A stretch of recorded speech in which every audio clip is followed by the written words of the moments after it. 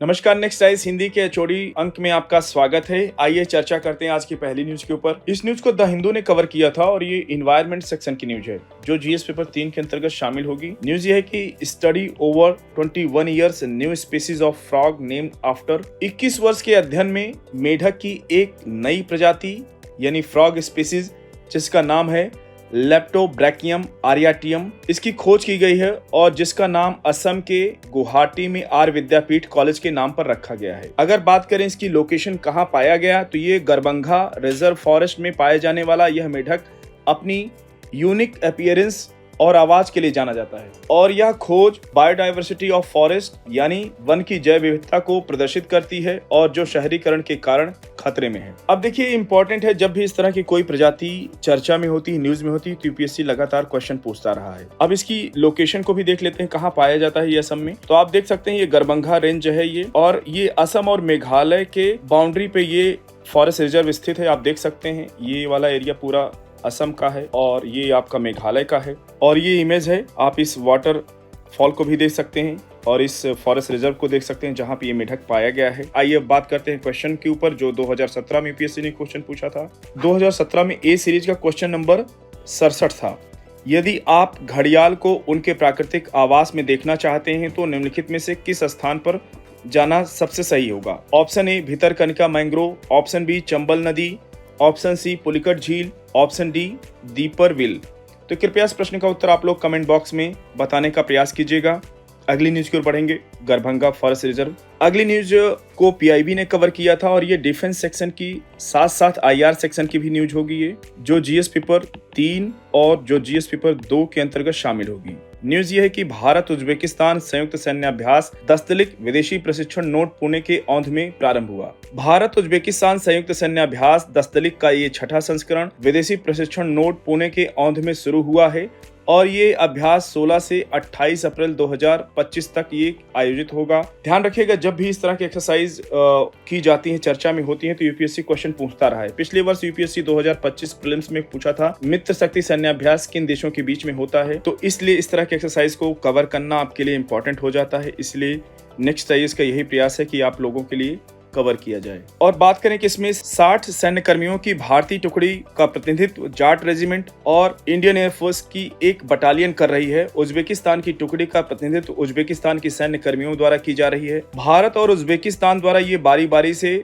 Joint exercise दस्तलिक वार्षिक प्रशिक्षण कार्यक्रम है और पिछला संस्करण इसका अप्रैल 2024 में उज्बेकिस्तान के टर्मेज जिले में किया गया था। ध्यान रखिएगा, टर्मेज पूछ सकता है कहाँ इसकी लोकेशन होती है, तो उज्बेकिस्तान का एक जिला है। और इस वर्ष अभ्यास का विषय है अर्ध शहरी परिदृश्य में संयुक्त बहु डोमेन उप पारंपरिक संचालन की थीम पर आधारित है और यह एक निर्धारित क्षेत्र पर कब्जा करने वाली आतंकवादी कार्रवाई का जवाब देने पर यह केंद्रित होगा ये अभ्यास। और इस संयुक्त अभ्यास दस्तलिक का ये छठा संस्करण दोनों पक्षों को संयुक्त उप पारंपरिक संचालन करने की रणनीति, तकनीकी और प्रक्रियाओं में सर्वोत्तम तौर तरीकों को साझा करने में सक्षम बनाएगा। यह दोनों सेनाओं के बीच इंटरऑपरेबिलिटी यानी अंतर संचालन, सौजन्यता और सौहार्द विकसित करने में सहायता भी करेगा। संयुक्त अभ्यास रक्षा सहयोग को भी बढ़ावा देगा और इससे दोनों मित्र देशों के बीच द्विपक्षीय संबंधों को और बल मिलेगा। अगली न्यूज की ओर बढ़ेंगे। देखिए, बात कर रहे थे इस मेढक के ऊपर, यूपीएससी लगातार क्वेश्चन भी पूछता रहा है, क्वेश्चन की चर्चा करना रह गया। इस न्यूज को इंडियन एक्सप्रेस ने कवर किया था और ये इकोनॉमी सेक्शन की न्यूज है जो जीएस पेपर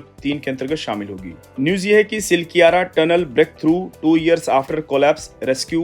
उत्तराखंड के मुख्यमंत्री पुष्कर सिंह धामी ने सिलकियारा सुरंग की सफलता पर प्रसन्नता जाहिर करते हुए वर्ष 2023 में जब 17 दिनों में फंसे 41 श्रमिकों को बचाने की घटना को याद किया। जैसा कि हम सब जानते हैं, पिछले वर्ष 2023 में लगभग 41 श्रमिकों को जब इस सुरंग से बाहर निकाला गया तो काफी चर्चा में थी ये न्यूज और लग रहा था कि ये 41 श्रमिक बचेंगे नहीं, लेकिन भारत सरकार की सफलता को दिखाता है और वहां लोकल लोगों ने भी काफी हेल्प किया था। और ये लगभग 5 किलोमीटर यानी 4.531 किलोमीटर लंबी यह सुरंग 4 धाम यात्रा परियोजना का हिस्सा है, जिससे कि गंगोत्री और यमुनोत्री के बीच की यात्रा का समय 45 मिनट तक कम हो जाएगा और जो कि सभी यानी ऑल वेदर कनेक्टिविटी यानी सभी मौसम में कनेक्टिविटी प्राप्त होगी। ये अच्छी बात है क्योंकि यहाँ पे बारिश के दौरान कनेक्टिविटी रुक जाती थी, बीच में बाधित होती थी, अब ऐसा नहीं होगा। और कहीं न कहीं भारत सरकार के इंफ्रास्ट्रक्चर क्षेत्र में ये हो रही प्रगति की सफलता को भी दिखाता है कि सरकार बहुत अच्छा काम कर रही है। आप इस तरह के पॉइंट और बिंदुओं का आप उल्लेख कर सकते हैं। अगली न्यूज की ओर बढ़ेंगे। इस न्यूज को द हिंदू ने कवर किया था और ये IR सेक्शन की न्यूज है जो GS पेपर 2 के अंतर्गत शामिल होगी। न्यूज ये है कि north eastern region is a gateway to south east Asia. विदेश मंत्री S जयशंकर ने नॉर्थ ईस्ट इन्वेस्टर समिट 2025 में भारत के पूर्वोत्तर क्षेत्र को gateway to south east Asia यानी दक्षिण पूर्व एशिया का प्रवेश द्वार कहा है और उन्होंने एक्ट ईस्ट और बिम्स्टेक जैसी पॉलिसीज में इसकी रणनीतिक भूमिका और निवेश, पर्यटन और की इंफ्रास्ट्रक्चर प्रोजेक्ट यानी प्रमुख बुनियादी ढांचा परियोजनाओं के लिए इसकी क्षमता पर प्रकाश भी डाला है। अगली न्यूज को दैनिक जागरण राष्ट्रीय संस्करण ने कवर किया था और ये न्यूज पॉलिटी सेक्शन की है जो GS पेपर 2 के अंतर्गत शामिल होगी। न्यूज ये है कि जस्टिस BR गवई बनेंगे 52वें CJI।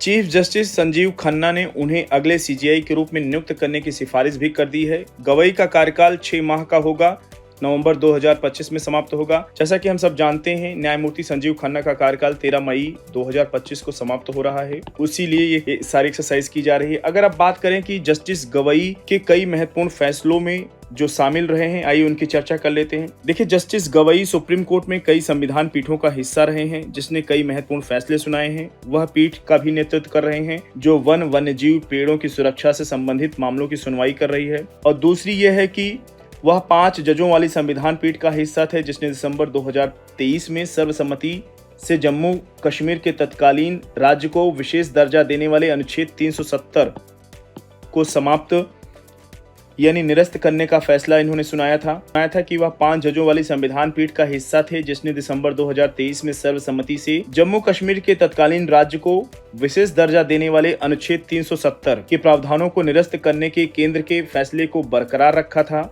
और अगला डिसीजन उनका ये था कि 5 जजों वाली एक अन्य संविधान पीठ ने राजनीतिक फंडिंग के लिए चुनावी बॉन्ड योजना को रद्द किया था। इन्होंने ही चुनाव बॉन्ड योजना को रद्द किया था और इस पीठ में जस्टिस गवई शामिल थी। कुल मिला के ये कई महत्वपूर्ण पीठ में शामिल रहे हैं और अभी एक महत्वपूर्ण फैसले में जस्टिस गवई की अध्यक्षता वाली पीठ ने अहम दिशा निर्देश निर्धारित करते हुए कहा कि बिना पूर्व कारण बताओ नोटिस के किसी भी संपत्ति को ध्वस्त नहीं किया जाना चाहिए और प्रभावितों को जवाब देने के लिए 15 दिन का समय भी देना होगा। और जस्टिस गवई 7 जजों वाली उस संविधान पीठ का भी हिस्सा थे जिसने 6-1 के बहुमत से माना था कि राज्यों को अनुसूचित जातियों के भीतर उपवर्गीकरण करने का संवैधानिक अधिकार है ताकि उन जातियों के उत्थान के लिए आरक्षण दिया जा सके जो सामाजिक और शैक्षणिक रूप से उनमें अधिक पिछड़ी है।